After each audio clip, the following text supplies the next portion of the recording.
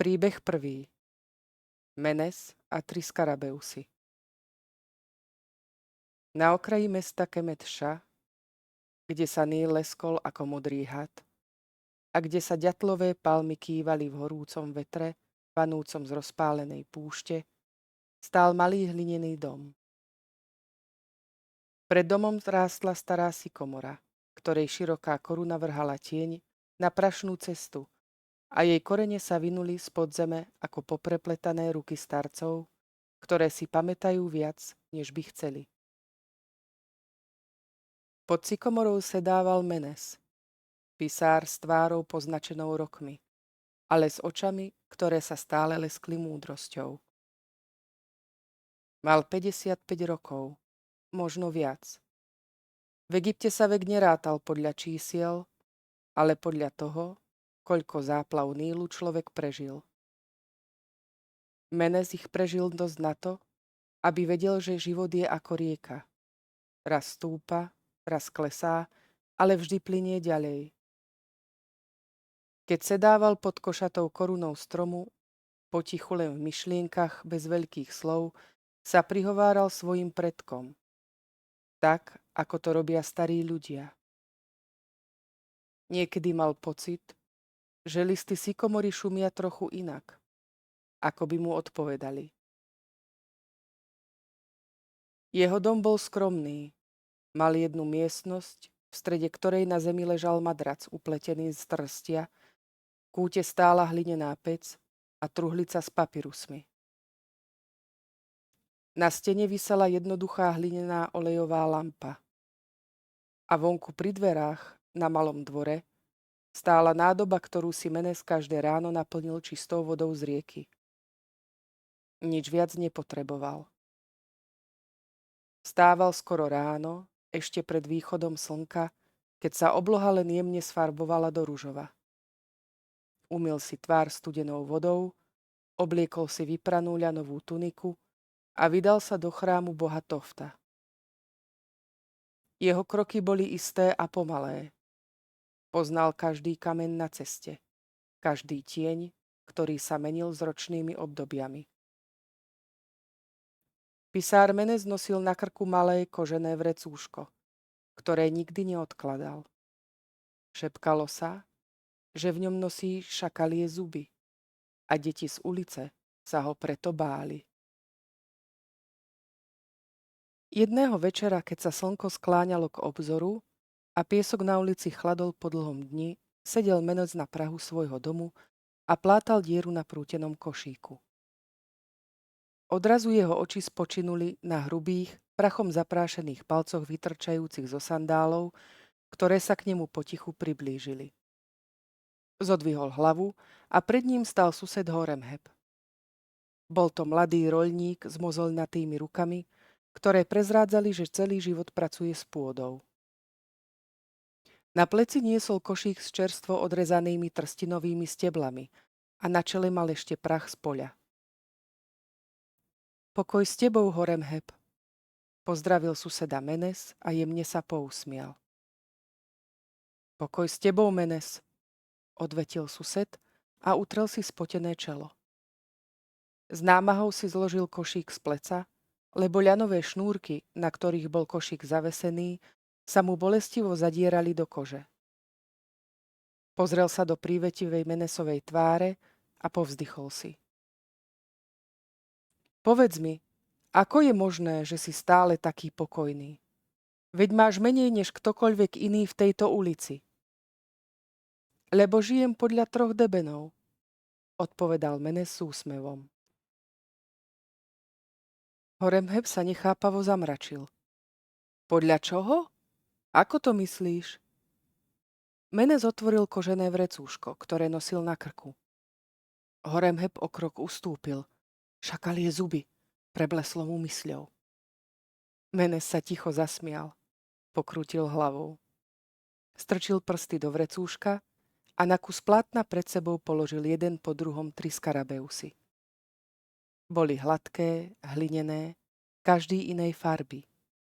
Jeden tmavý ako zem, druhý pieskový a tretí zelenkastý s odleskom Nílu.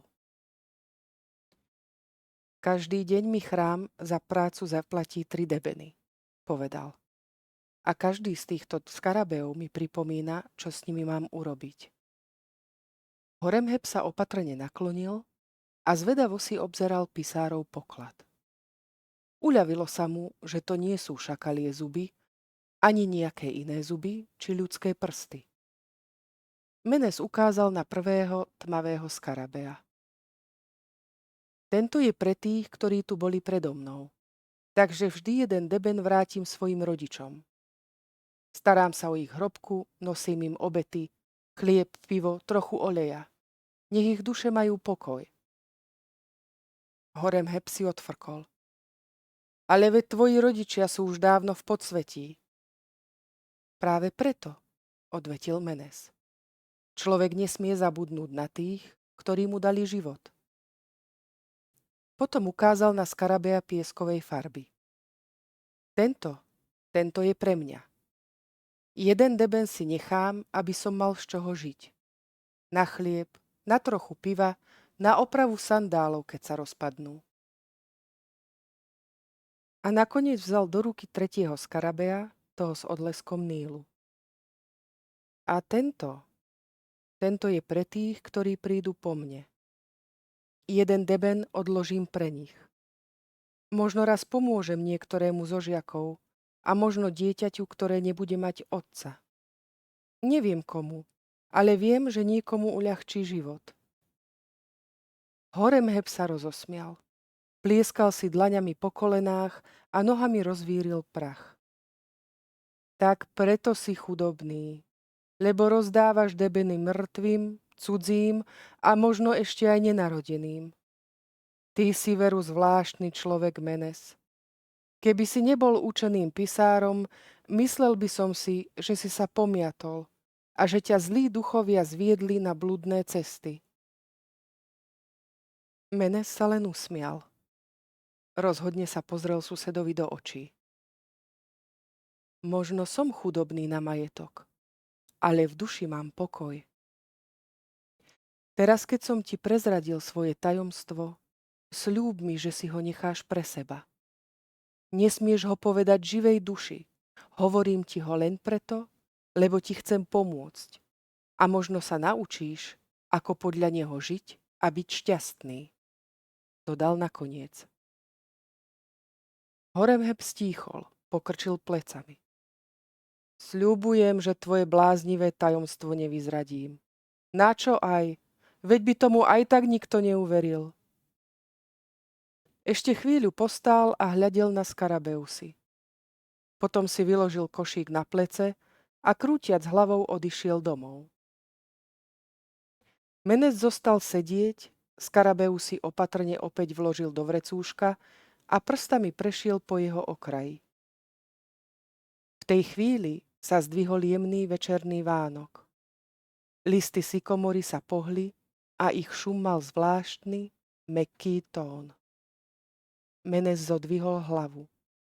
Niekedy mal pocit, že strom rozumie viac než človek.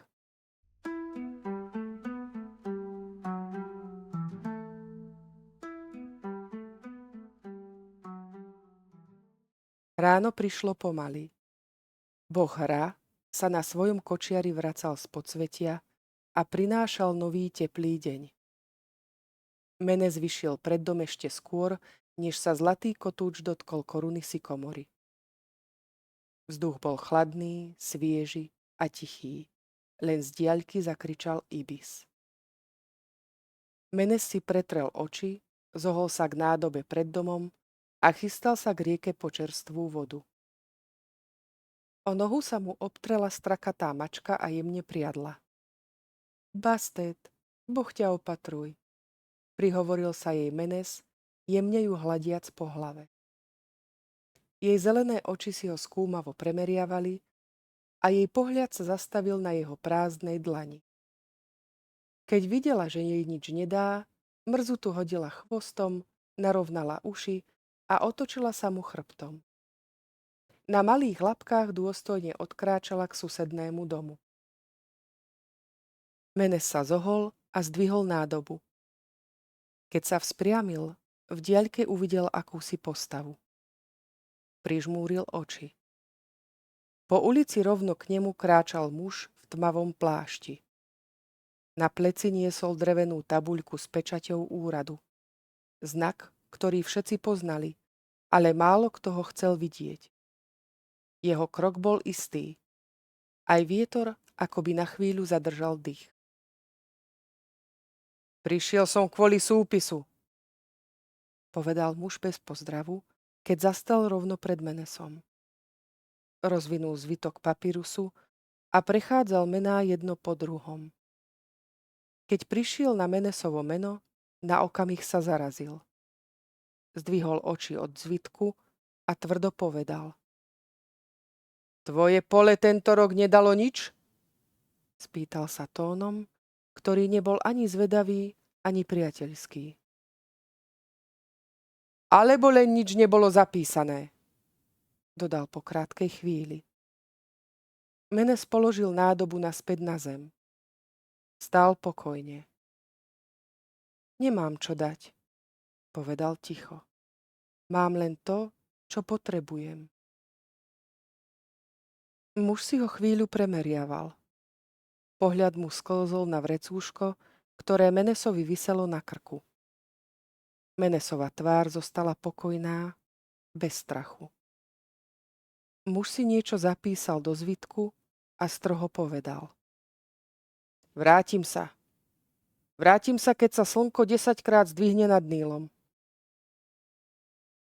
Keď muž odišiel a jeho kroky utíchli, Menes ešte chvíľu zostal stáť na mieste. Prvé lúče slnka sa mu dotkli tváre a pohľadili jeho vráskavé čelo. Listy na sykomore šumeli a Menes sa prstami jemne s úctou dotkol vrecúška. Vedel, že muž príde zas. Vedel aj to, že nie všetko sa dá zapísať do zvitku.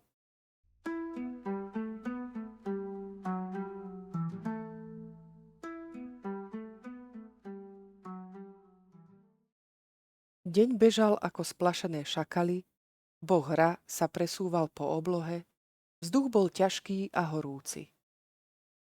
Menes učil písmo svojich žiakov v chráme boha Touta, tak ako to robieval každý deň už niekoľko dekád. Práve sa skláňal nad papírusom, zapisujúc hieroglyf Ankh, symbol večného života a zdravia, keď do miestnosti niekto vstúpil.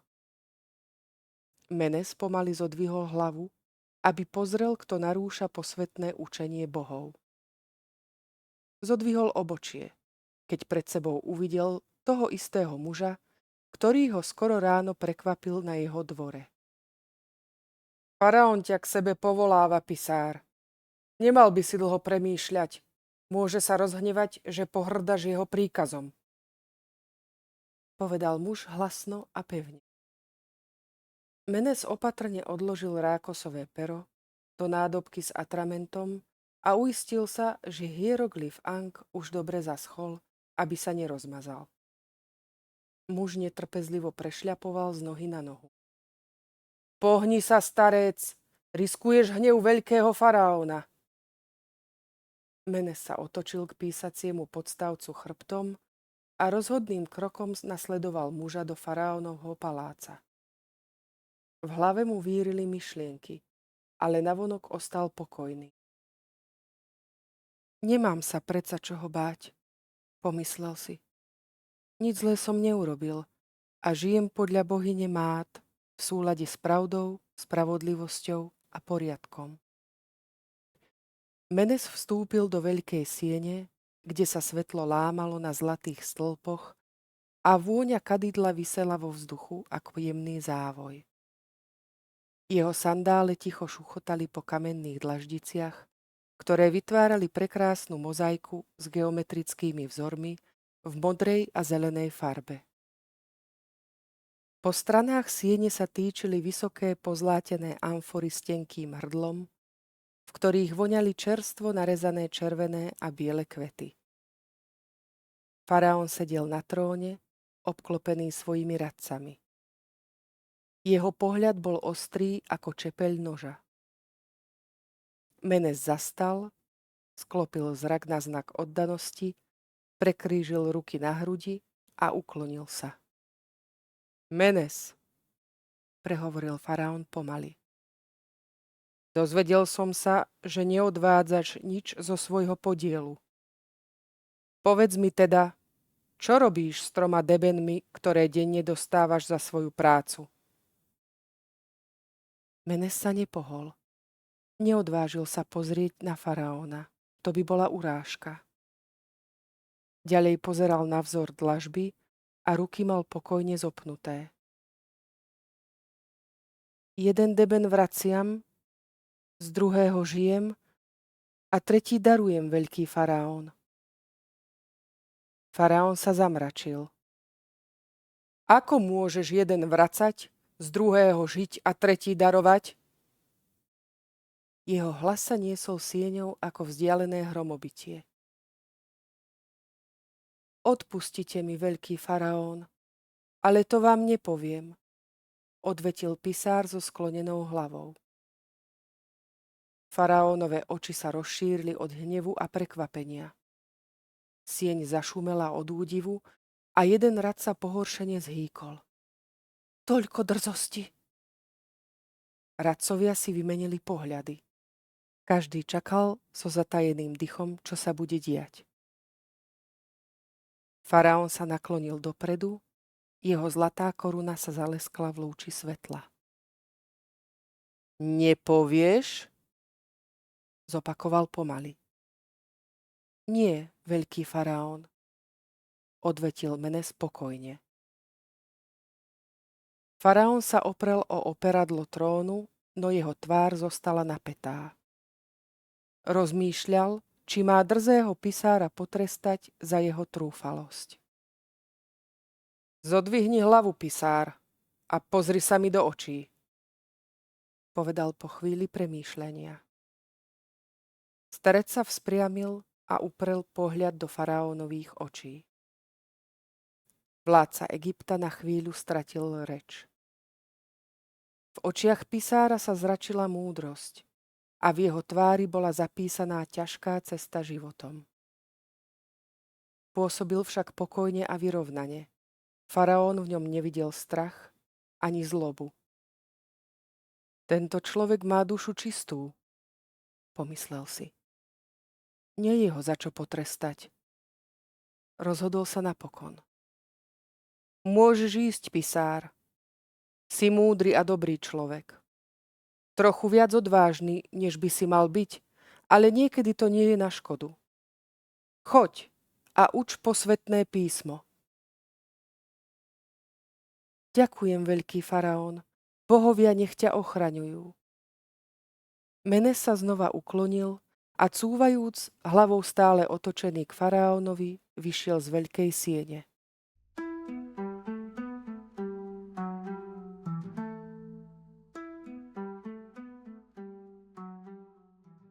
Po tom, čo faraón prikázal radcom, aby boli ticho, sedel zamyslene na svojom tróne a prstami si šúchal čelo. Hádanka mu nedala pokoja. Čo tým starý pisár myslel?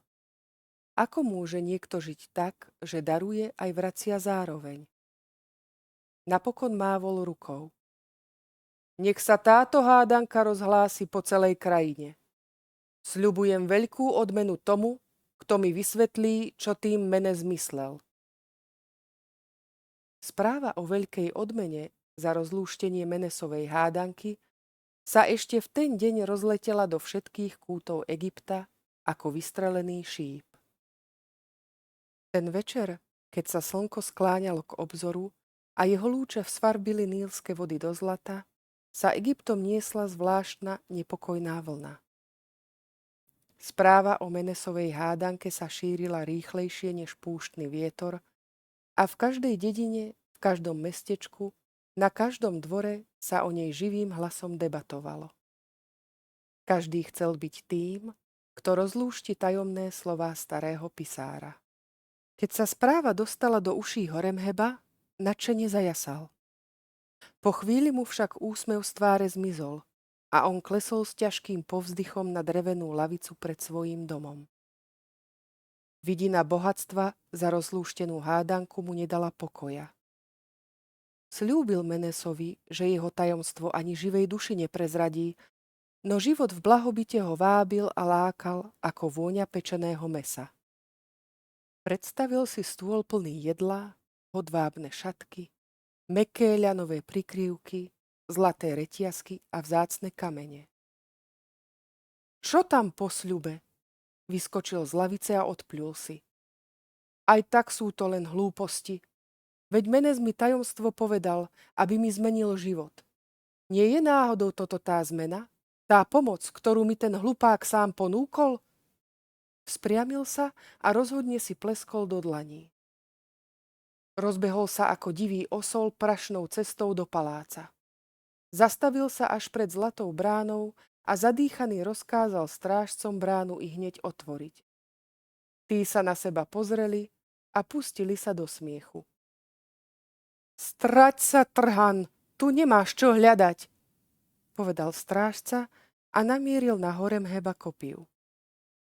Mám odpoveď na hádanku, zakričal Horemheb a pritisol sa bližšie k bráne. Pustite ma dnu, lebo poviem faraónovi, že ste mi bránili odovzdať mu odpoveď. Strážcovia sa rozosmiali ešte viac. No, len či je tvoja odpoveď správna. Vieš, čo sa s tebou stane, ak sa budeš mýliť? Faraón ťa hodí levom ako sladkú maškrtu. Otvorili bránu a Horemheb trochu váhavo vykročil po kamennom chodníku, lemovanom palmami smerom k palácu. Obzeral sa s úžasom okolo seba. Na hladine jazierok s priezračnou vodou kvitli nádherné ružové a biele lotosové kvety. Vysoké trstie sa jemne vlnilo vo vánku a kríky s farebnými kvetmi ponúkali príjemný chládok. Záhrada bola majstrovsky udržiavaná a poskytovala útočisko pred páliacim slnkom. Horemheb sa už videl, ako sedí v podobnej záhrade. Vo svojej záhrade s pekným domom, služobníctvom a stolom plným pečeného kozieho mäsa. Opakom ruky si utrel slinu, ktorá mu pri pomyslení na toľké bohatstvo stiekla z kútika úst po brade. Pred vstupom do paláca sa mu do cesty postavil ďalší strážnik. Prísne sa na Horemheba pozrel. Čo tu chceš? Vari ťa veľký faraón očakáva. Mám odpoveď na hádanku nášho panovníka, tak mi odstúp z cesty a nechaj ma prejsť. Zamračil sa na neho Horemheb a drzo vykročil vpred. Počkaj, nie tak rýchlo, mladý muž. Zastavil ho strážnik a chytil ho za plece. Jednou rukou ho stiahol dozadu tak prudko, že sa Horemheb zaknísal, keď sa potkol o vlastnú nohu. Čo robíš? Veď počkaj, keď budem mať moc, zrátam ti tvoju hrubosť. Nedotýkaj sa ma, počuješ? Hej, počujem ťa, odvrkol strážnik, ale aj tak musíš počkať, kým tvoj nečakaný príchod ohlásime faraónovi. Hnevaj sa, koľko chceš. Pravidlá sú pravidlá. Stoj tu a ani sa nehni, rozumieš? Horemheb zúrivo vyceril žlté zuby, ale zostal stáť. Po hodnej chvíli sa strážnik vrátil a za ním kráčal jeden z faraónových radcov. Počul som, že máš odpoveď na faraónovú hádanku.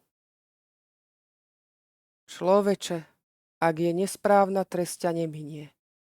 Poď, drž sa pri mne.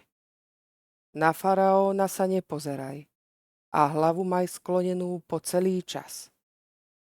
Nikdy sa neozývaj prvý.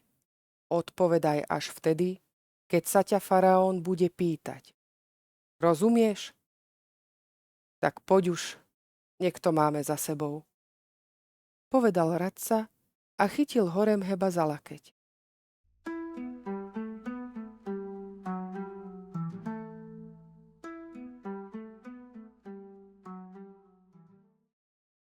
Spoločne vstúpili do prvej veľkej sály.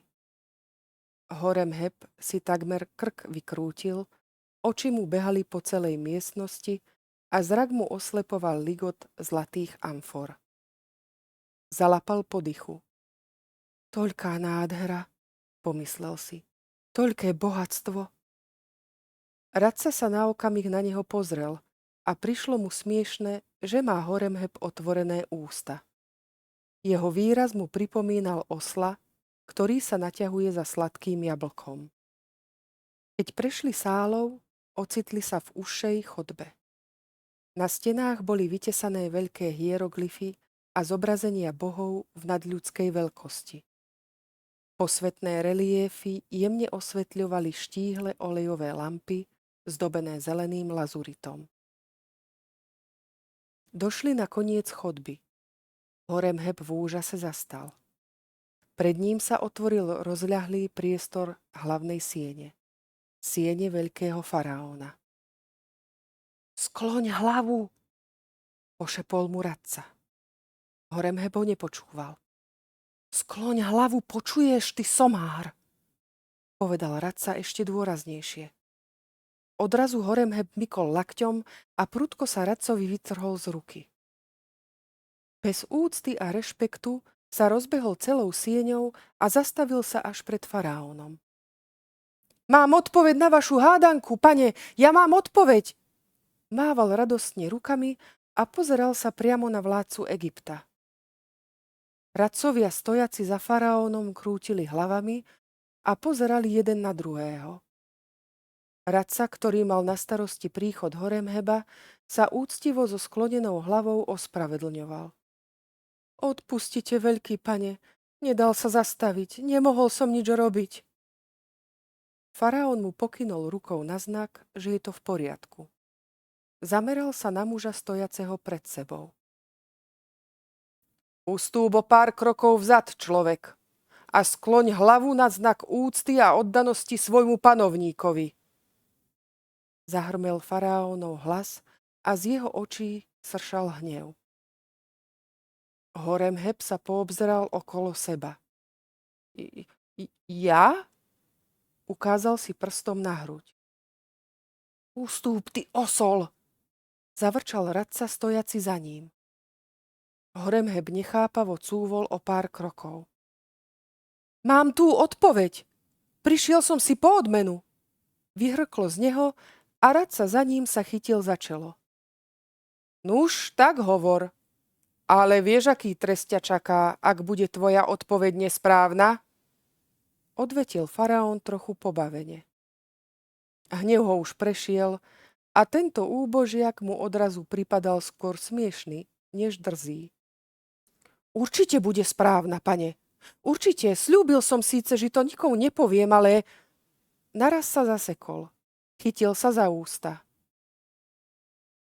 Ono to, tie skarabeusy. Jeden čierny, druhý bledý, tretí taký inej farby. Hapkal Horemheb a krútil sa ako had, čo sa nevie dostať z prúteného koša. Tvoje slová znejú ako zavíjanie ranenej zvery, nešťastník. Prerušil ho faraón rázne. Čo si sľúbil, že nikomu nepovieš? Komu si dal sľub? A prečo ho chceš teraz porušiť? Horemheb preglgol a oči mu lietali po sieni ako splašené vtáča. Ja som vlastne, to bolo tak, veľký pane. Začal a hneď sa zamotal do vlastných slov.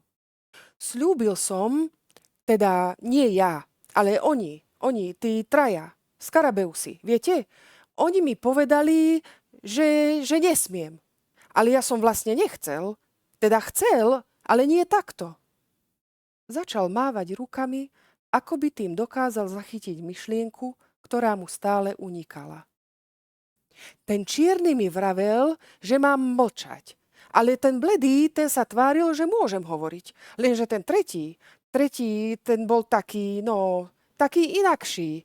A ja som si myslel, že keď je inakší, takže on vie viac. A hlas mu preskočil, kolená sa mu roztriasli. Vyzeral ako človek, ktorý sa snaží postaviť dom z piesku počas búrky. Zadrž! Zastavil ho faraón a vstal z trónu. Ty si robíš žarty zo svojho faraóna? Hoďte ho levom!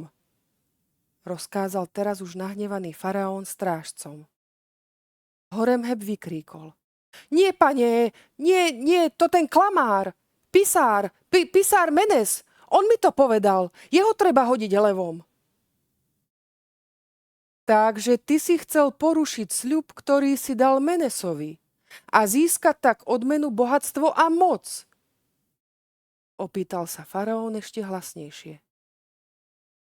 Čaká ťa trest nie za to, že si hlúpy a chamtivý. To by som možno ešte odpustil. Lebo hlúpym sa človek narodí a chamtivým sa môže stať. Ale to, že si chcel porušiť daný sľub, sa odpustiť nedá. Faraón zdvihol ruku a stráže zastali. Nie, nehoďte ho levom. Levom by z neho bolo zle. V sieni to zašumelo potláčaným smiechom. Horemheb zbledol ešte viac. Faraón sa odvrátil, už sa nechcel pozerať na niečo tak nízke. Odveďte ho z môjho dvora. Nech opustí mesto ešte dnes, pred západom slnka. Kto poruší sľub, nemôže žiť pod mojím nebom, dodal faraón rázne. Jeho trestom bude on sám. Jeho hlúposť a chamtivosť nech mu robia spoločnosť. Horemheb ostal stáť uprostred siene. Malý, zahambený, zlomený vlastnou podlosťou.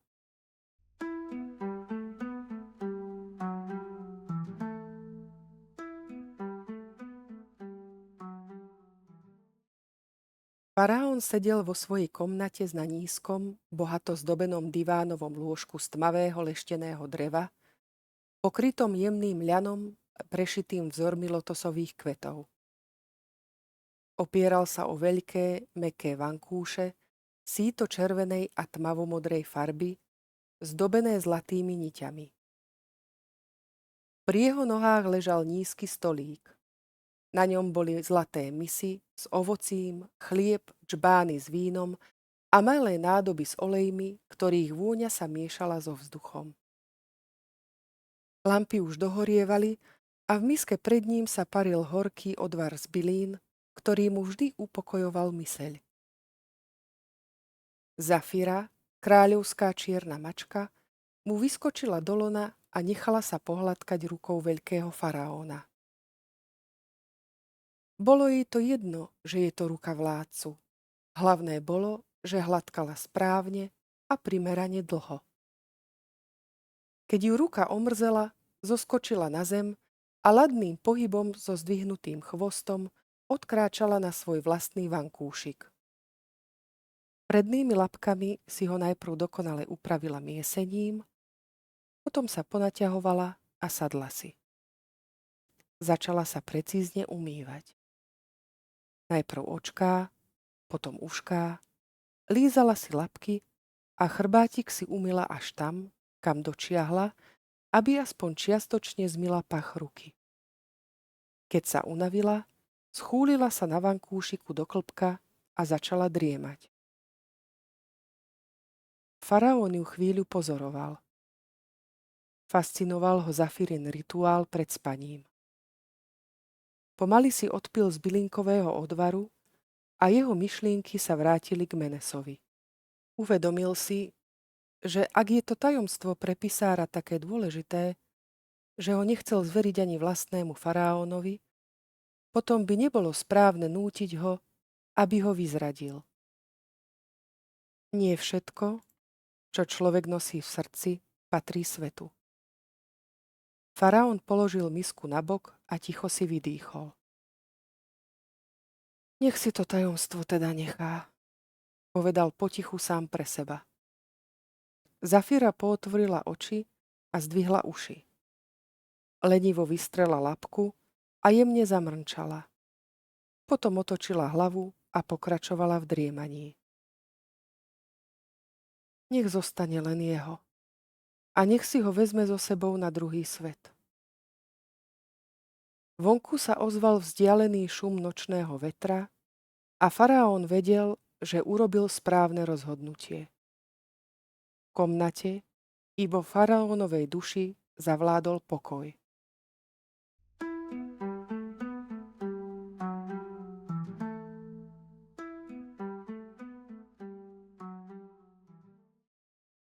Keď pisár Menes pozbieral suché popadané konáre zo sykomory, sadol si pod jej korunu a oprel sa o kmeň. Cikády ešte jemne spievali a ich monotónny hlas sa rozlieval krajinou. Na obzore sa objavili prvé hviezdy. Najsilnejšie svietila hviezda západu. Z mesiaca ostal už len kosák. Žiaril a visel na oblohe. Menes sa zadíval na nebo. Z myšlienok ho vytrhol výkrik, ktorý sa tiahol od susedného domu. Dajte tie ruky preč, pôjdem aj sám. Menes zaostril zrak do šera a uvidel suseda Horemheba v spoločnosti 2 faraónových vojakov. Pohni, nemáme na teba celú noc. Počul pisár tlmené hlasy a Horemhebovo mrmlanie. Keď prechádzali úzkou uličkou popri jeho dvore, Horemheb v strede a vojaci po jeho boku z každej strany, Menes sa zadíval do tváre suseda. Horemheb sa uškrnul a zúrivo zavrčal. Pisár sa na neho milo usmial a zavolal. Nech bohovia sprevádzajú tvoje kroky, Horemheb.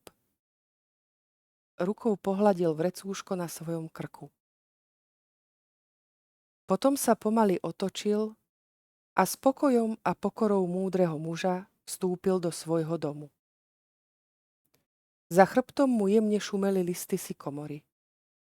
Cikády už stíchli a boh Ra sa zase raz odobral na svoju cestu do temnoty.